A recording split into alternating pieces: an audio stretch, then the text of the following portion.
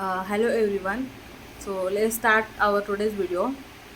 Uh, in that, what is the clinical trial history? What is the clinical trial? The charm of history and its enigmatic lessons consist in the fact that from age to age nothing changes, and yet everything is completely different.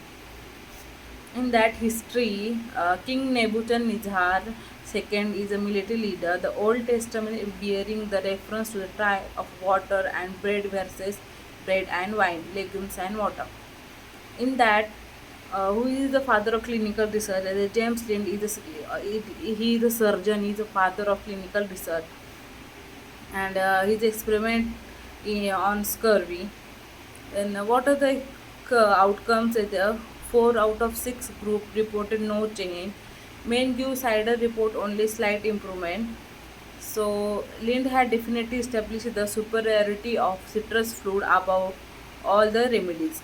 And the treatise of scurvy, it is a book published by the James Lind in 1753. Then the main part is the placebo, the second cornerstone, first appeared in the medical literature in the early 80s, included in Hopper's Medical Dictionary of 1811, defined it the epithet given to any medicines more to please than benefit the patient. In 1863, Dr. Austin Flint conducted the first experiment on comparing a dummy remedy with a already existed remedy. Dr. Flint treated 13 patients suffering from rheumatism with herbal extract. It is highly diluted tincture of quassia. Quassia is a herbal drug. Concluded that there were no significant difference in the result when he compared the placebo effect with active treatment. And he published the treatise on the principle of and practice of medicine books in 1886. What are the historical perspective of US pharmacopoeia was established in 1820. The USP created a systemic of standards, a system of quality control and national formulary. In that Pure Food and Drug Act in 1906, law included provisions against misbranding.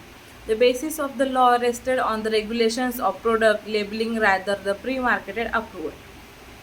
So, in that we will next is a syphilis study of Tuskegee.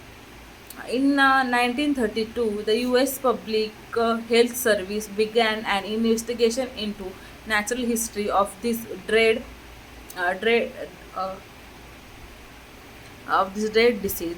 Location chosen for the study is Tuskegee Macnon country in Alabama, a place that had a high syphilis prevalence in the country.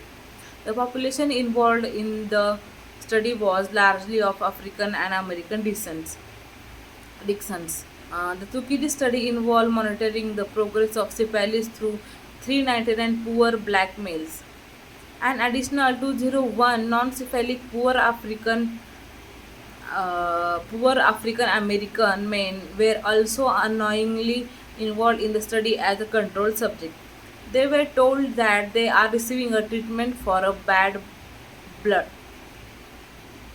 The patient did not receive the proper treatment to cure their illness, and the study actually went for 40 years. In 1947, penicillin was a drug of choice did not given to the subjects. When the press when the press know about the all these studies were going for 40 years and so many people are died due to this experiment, so this experiment is banned or stopped.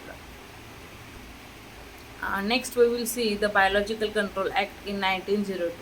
Biological Control Act is established in 1st July of 1902, mandated annual licensing of establishments that manufactured or sold vaccines, serums, antitoxins, and similar products in interstate commerce.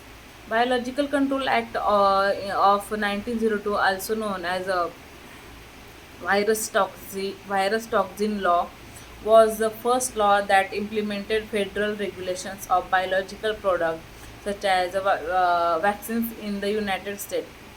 It was enacted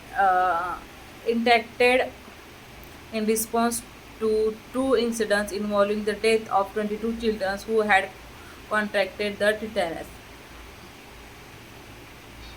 and from contaminated vaccines. This law proved that the way for further regulations of drug product under the Food and Drug Act of 1902, any the Federal Food, Drug and Cosmetic Act 1938. Biological controls is now under the supervisions of the U.S. Food and Drug Administration. So this is all about the placebo cornerstone and syphilis experiment and Biological Control Act 1902. Thank you.